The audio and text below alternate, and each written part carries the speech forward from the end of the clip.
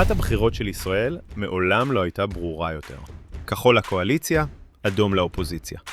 במבט תלת-מימדי, התמונה מתעוררת לחיים. גובה העמודות מראה את כמות המצביעים בכל אזור. צלילה פנימה לרזולוציה השכונתית, כאן בחיפה, חושפת את הדמוגרפיה מאחורי הפתק.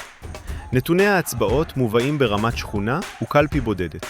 ניתן להציף מגמות בשניות, ממפלגות מובילות בשכונות ועד לתמונת גושים ברורה. כמו כאן בירושלים, הצבועה ברובה במפלגות הקואליציה. אבל הסיפור המעניין נמצא בנתונים.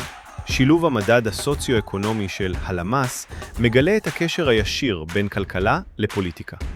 בתל אביב, הדרום הפחות מבוסס מצביע ברובו לקואליציה, בעוד שהמרכז והצפון מובהקים לאופוזיציה. ברמה הארצית, החיתוך מדויק אפילו יותר. באשכולות החברתיים הנמוכים, 1 עד 5, הרוב מוחלט לקואליציה, בקרב יישובים יהודיים.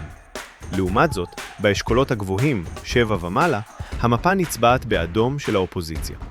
הכוח לנתח את הבחירות נמצא עכשיו בידיים שלכם. היכנסו למערכת, מצאו את השכונה שלכם, וגלו את הדפוסים שמעצבים את המדינה.